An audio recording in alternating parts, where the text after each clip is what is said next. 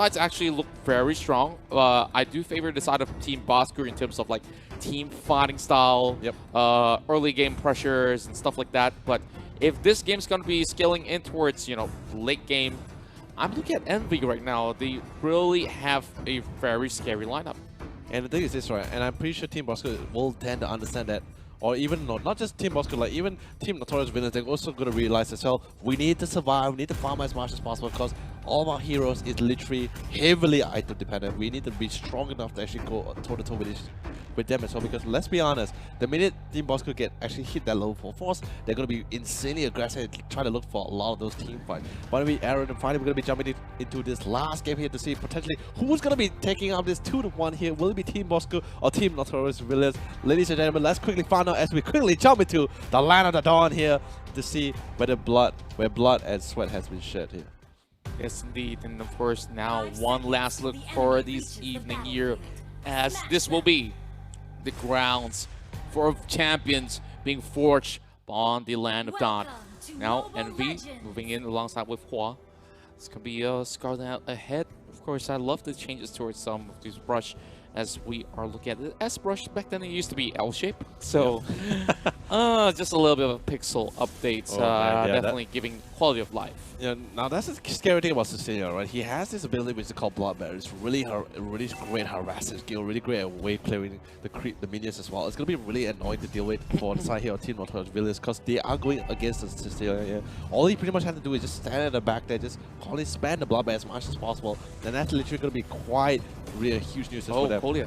But anyway, on the other side here, KOLIA is going to be trying to dive a little bit in because you really want to see and just try to delay SAKURAAA as much as possible. Bloodbear is going to be connecting as well. But on the other hand, KAIZERJIN a little bit too deep there. Will force the Flicker to actually try to get out of the situation. But this time, KOLIA is going to be punished as well. As SAKURAAA was not only a level advantage as well, there were just too many teams around it to reinforce and finally will draw first blood here as well.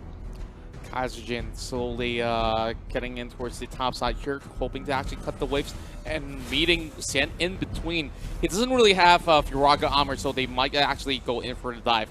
Another pause comes right through, and yep, this itself will be a little bit of a bummer. So, of course, we're going to be taking ourselves some time to actually go dive right into, you know, what exactly is the sort of game plan coming in. So for Bosskurr, they've already rotated to its top side. We don't really see all too much of all those, you know, early engagements coming from both ends because they want to make sure that this game goes smoothly at the very least. So they can't have unforced errors, and sometimes the forced errors has to come from you know, some of these commitments that they can actually put through. Correct. But 3 members on the top side, XIAN being down low. I'm not sure whether or not will Envy set a response in that lane itself, but usually when it comes to this case, it's better to just focus on the bottom lane instead on the opposing end. Yeah, definitely for sure. But I think at this point, Team Bosskurr was just maybe trying to prioritize as much of the jungle camps as much as possible, because since they know they are 1 man short, and also they are only still level 1, and they had a level advantage as well, they might just try to utilize as much as possible, just try to clear as much camp as possible. They know they will be contested, they know they will be harassed, but they're just 100% confident that they will not actually die from it. They can either try to go for the opposing jungle, try to clear out as much as possible, or they can go towards the top side, get the crab, or create another lane, or like you said as well, just go straight to the bottom lane.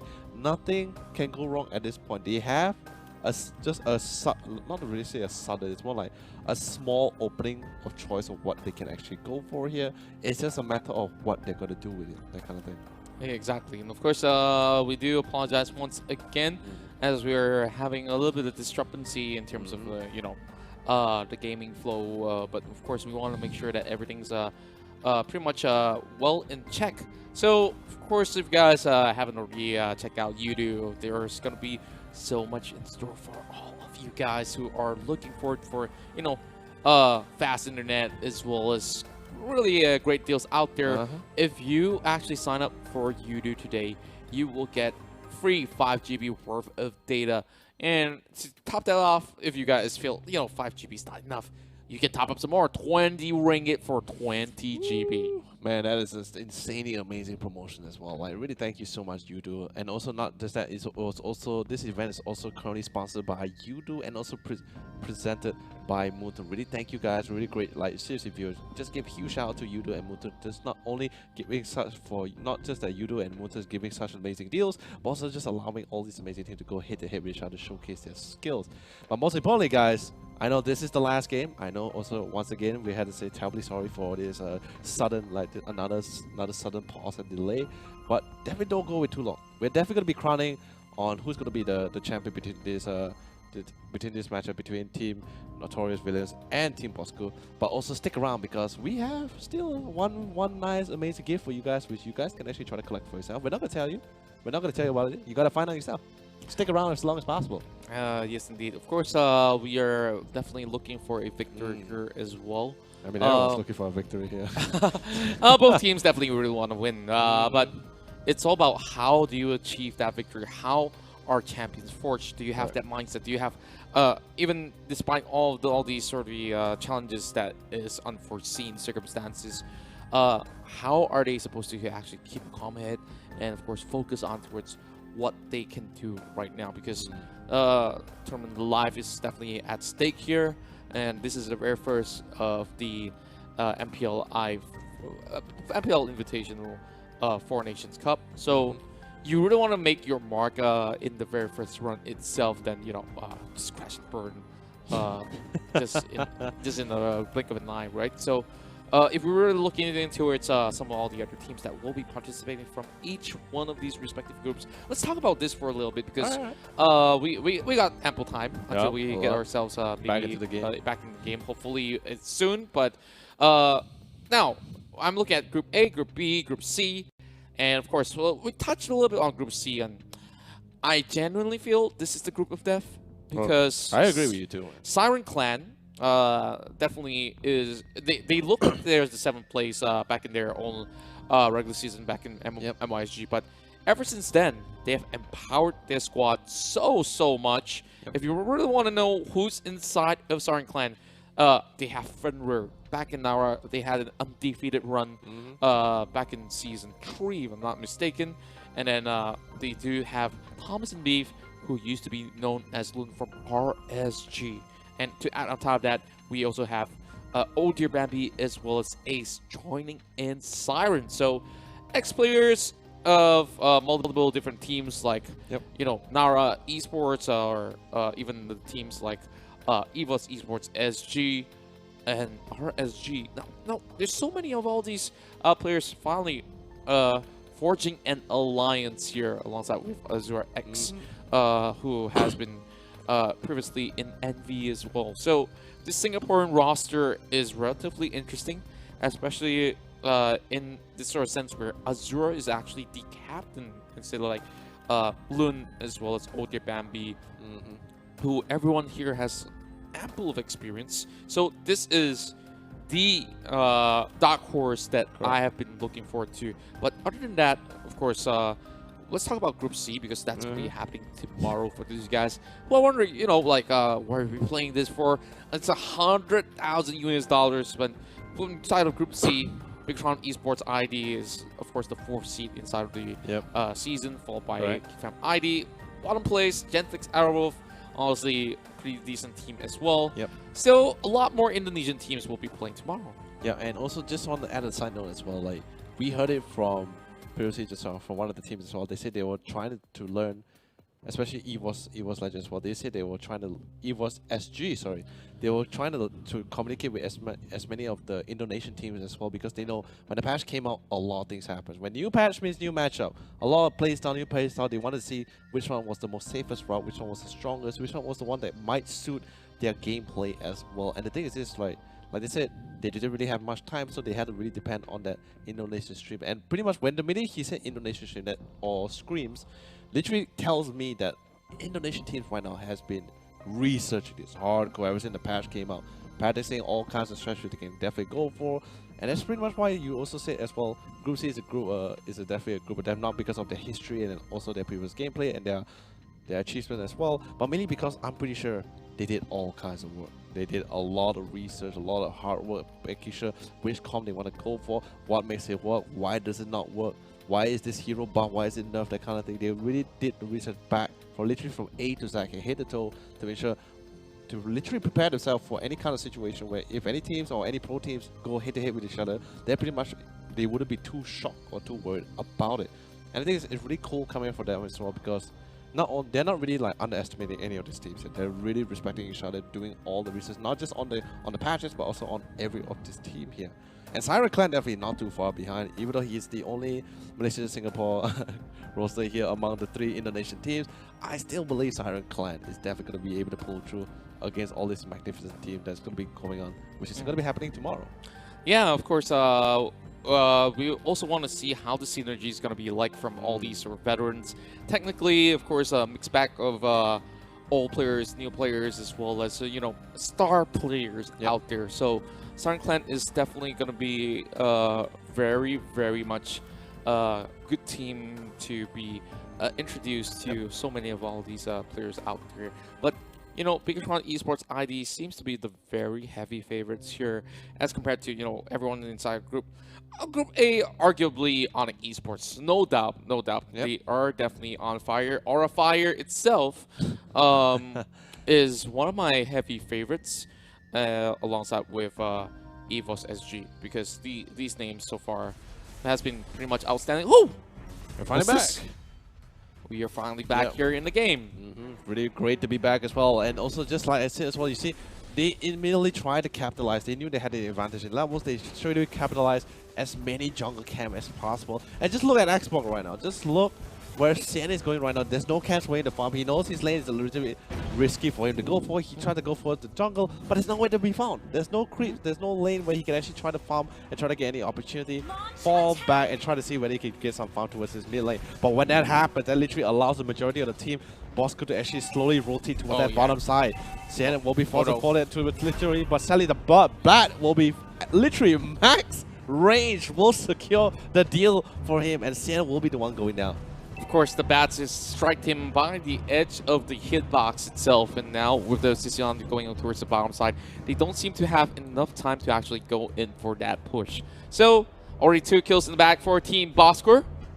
Things are looking pretty for themselves. Of course, in the very early span of the game, now we are at about 3 minutes going into this. SAKURAAA suffering a little bit of that blow as well, while KAIZERJIN is just going into, you know, sandwich KOLIA for a little bit and says, okay, stop touching my teammate. You just got to back off. Yeah, I mean, it's still also going down into the mix as well.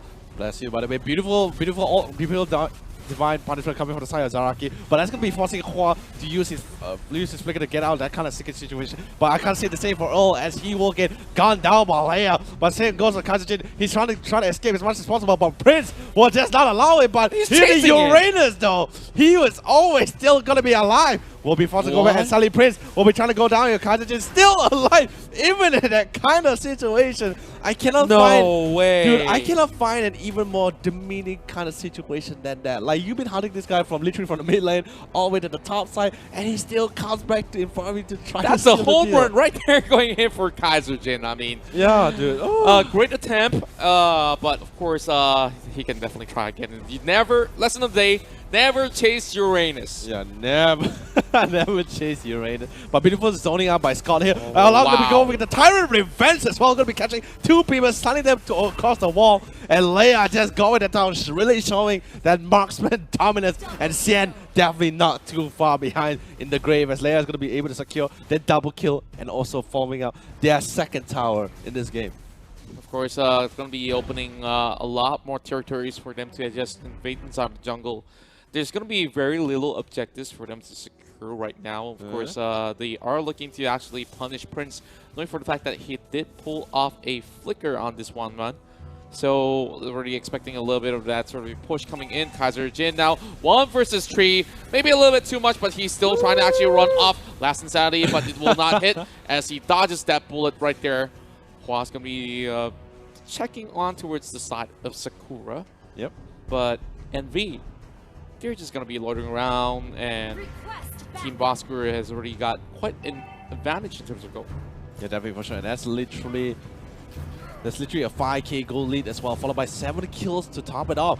So far, Team NV hasn't really got a first kill for themselves, but Sunday, on the other hand, ZARAKI is going to be pulling up another beautiful Divine Punch. We're going to be dragging Hua, the Valier, all the way down to a position he really doesn't like. And that's the scary thing, right? I love the fact that ZARAKI is so prioritizing. His objective is so strong as well, focusing, trying to get rid of the Valier, because you know the Valier is going to be quite a nuisance as well. But coming on the side here, SAKURAAA with the Bloodbath as well, going to be doing quite the amount of damage. Glorious Private, including a max range Bloodbath. We'll seal the deal on our deal Helios, even though he was even forced to use the Glorious Path to try to get out alive. Oh, no. But still even more, Scott was able to land another kill. Deaths are happening all over the place, and not just that, even more objectives are being getting conquered here. Second tier tower is going to be falling down. Jungle camp is going to be controlled. Now they're slowly pushing towards this third tier tower. This is by far one of the fastest clears that we did see over in the mid lane. Now we're going down to tier 3s as we're looking at Bosskurr here already at 6-minute mark. 10-0. Very, very clean, if I really have to point it out to everyone out there. LEIXIA trying to actually clear off this bottom side of the tower, while the rest of the team are just trying to secure some room for him just in case if Envy wants to go in for a dive. Same goes to Scott.